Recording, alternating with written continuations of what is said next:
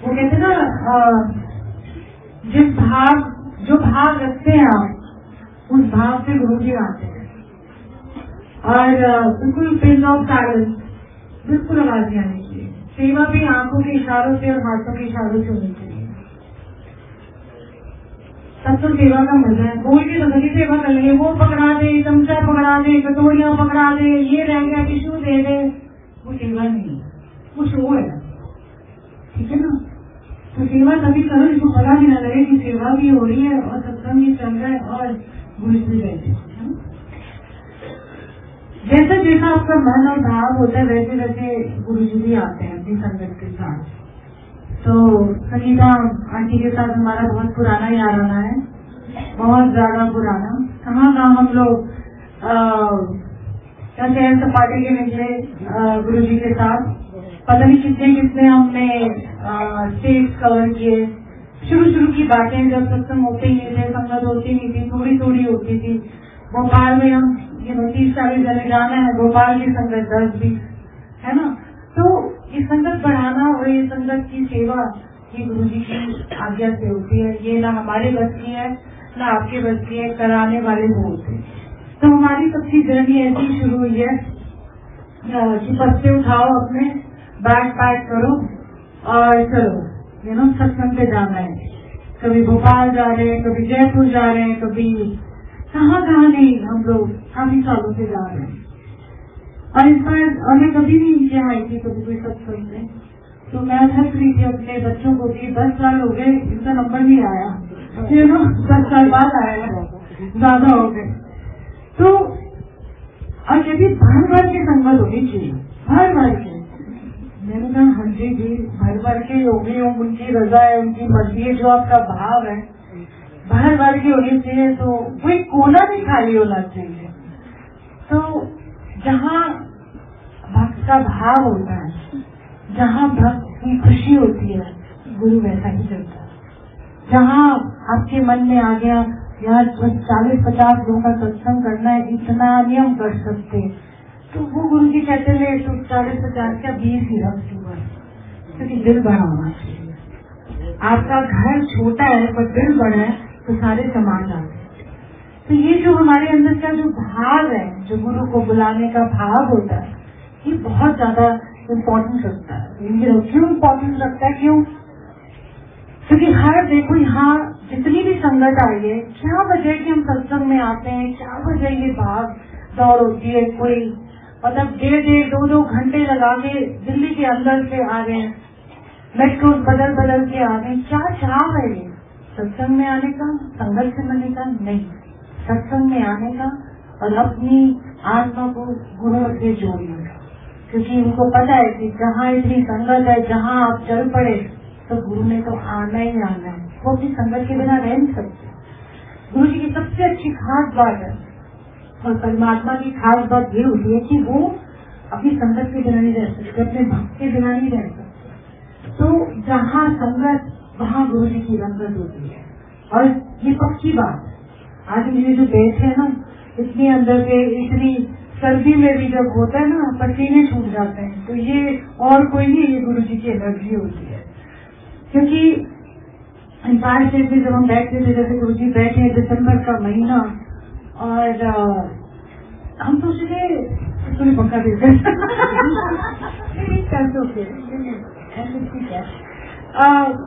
जब हम बैठे होते थे तो सर्दियों में इतनी गर्मी लगती थी कई बार कि सोचते थे पंखा चले, पसीने आ रहे होते थे। दिसंबर की इमेजिन ठंड।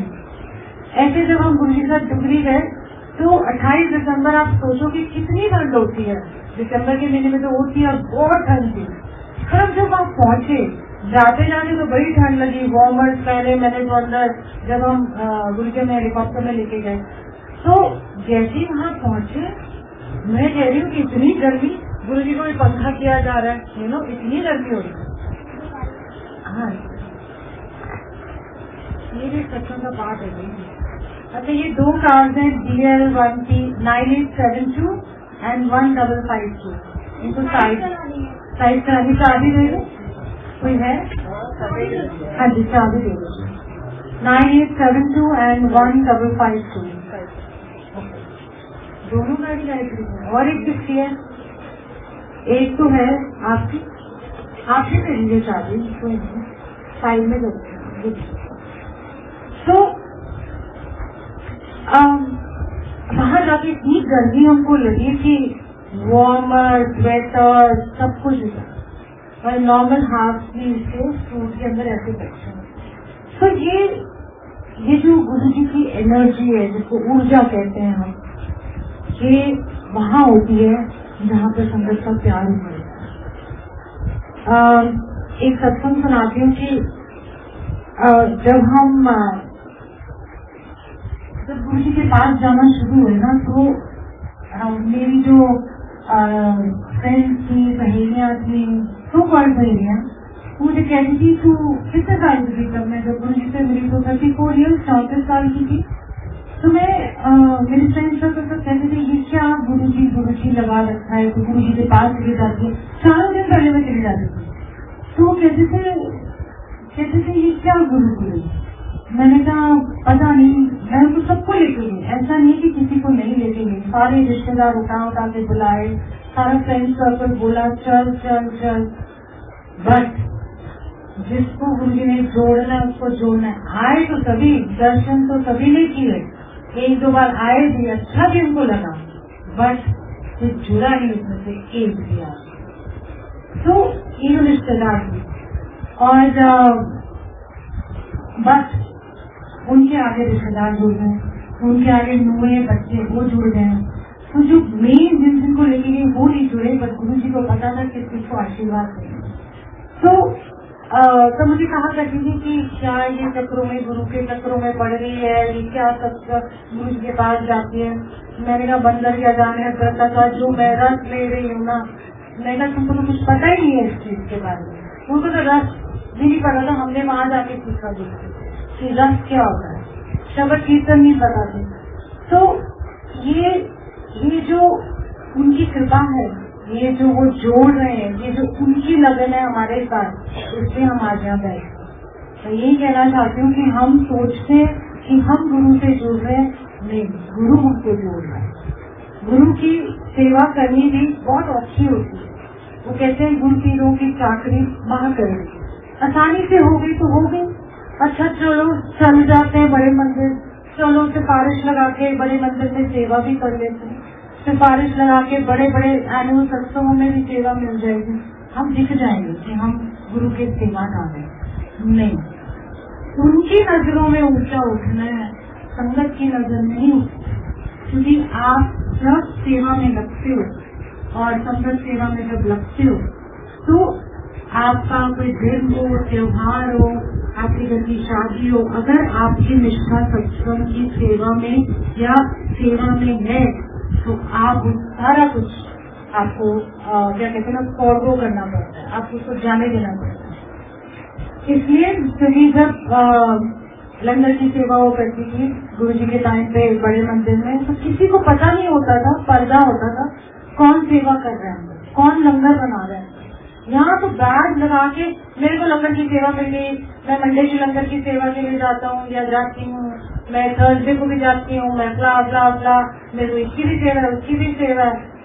आपने सेवा बोल दी, उसका वजन थोड़ा कम हो जाता है, क्योंकि आपके अंदर अहंकार आता है कि मेरे को सेवा मिली है बड़े मंदिर, मेरे को इधर सेवा मिली है, मेरे को बड़े फंक्शन में सेवा मिली है, मेरे को एनुअल सत्संगों में सेवा मिली है। बैच लगा के आप इतने खुश होते हो, बट आप ये भूल जाते हो कि नीवापन तो कहीं जाता जा रहा है, जिसकी वजह से गुरु आपको सेवा देते तो है गुरु जी सेवा, बट गुरु जी मौका सबको देते हैं, पर अंदर से आपके नीवापन नहीं आया। और संगत के साथ खासकर नीवापन बहुत जरूरी है, क्योंकि जब आप सेवा में लगते हो तो आप गुरु के दास भी बनते, आप गुरु की संगत के भी दास बन जाते। तो अगर ये भाव आना शुरू हो गया आपके अंदर, तो समझ लो गुरु जी को रिझा लिया। अगर ये भाव अभी है नहीं, फिर तो जाते जब सेवा करते तो फिजिकल सेवा होती है, वो यहाँ की सेवा नहीं मानी जाती। ये जो दिमाग ढूंढता है ना, अच्छा जिसको सिफारिश करके ले ही लेते हैं सेवा, मेन हॉल में मिल रही सेवा, मेन हॉल में मिल रही सेवा तो क्या हो गया। 10 लोग आपको और जान देंगे, उससे क्या फर्क पड़ता है। पर यह कि आप गुरु को जानना चाहते हो कि नहीं जानना चाहते। तो इसीलिए गुरु पीरों की चाकरी बहुत कठिन होती है। जब वो लंगर सेवा में भी होते थे, आप पीछे से लंगर स्टार्ट कर दीजिए, नीचे भी कर दीजिए। तो जब सेवाएं होती थी तो किसी को पता नहीं था। किसी ने बोला गुरुजी मेरी बहन की बेटी की शादी है, मुझे यहाँ कोई लोड नहीं है, ऐसे ही सेवा करो। इतनी करड़ी होती थी गुरु जी से। अब तो छुट्टी का एप्लीकेशन डालो, कोई और आके सेवा कर लेता है ना, क्योंकि आपने वो निष्ठा नहीं है, वो भाव नहीं है कि पक्का नहीं करता। तो ये होती गुरु पीरों की चाकरी, बहुत करड़ी होती है। कई बार आपको आप देखोगे कि आप का मन है, ठीक है, कि ये सेवा करिए, बट घर में कोई सुविधा आ गई तो आप जान नहीं पाते, है ना, सेवा करने के लिए। तो गुरु जी को भी बोलते गुरु जी क्या है। बट इसका एग्जाम्पल मैं आपको देती हूँ, कैसे देखती हूँ कि हम शब्द कीर्तन में ही सुनते हैं कि, और हमारे साथ खुद के साथ भी एक्सपीरियंस हुए हैं कि जब मेरी नानी की डेथ हुई तो उस दिन तो मैं गई और काफी एज भी हो गई थी वो, पर जब उनका चौथा था उस दिन मैंने सत्संग मेरा था और मेरी सेवा होती है, तो मैंने चौथे दिन गई पर मैं गुरु की सेवा में लगी। तो क्या मेरी नानी को मेरी खुशी बात नहीं पहुंची थी? क्या मुझे लोगों को थोड़ी ना दिखाना कि मैं चौथे पे आई थी? जो मेरा दिल का था, जो मैंने इनको जल पिलाना था बड़े मंदिर का, वो मैं पिलाई, जो मेरा काम था। तो कहने का भाग ये है कि होता है कई बार आपको ये सब निभानी होती है चीजें, पर अगर आपकी कहीं सेवा है, अगर उसको छोड़ के बोला कोई और कर लेगा, फिर वो बात नहीं बनती। बहुत ज्यादा टेक्निक होती है सत्संग की। अगर कोई सेवा मिलती है या कोई की सेवा मिलती है, बड़ा औखा होता है। सब सोचते बड़ा आसान है, पर बड़ा औखा होता है। तो इन सब चीजों से, गलियों से निकलते निकलते, पकते पकते, तब तो वो फल निकल के आ जाए। आप सारी संगत, तो सारी संगत गुरु की बहुत प्यारी है।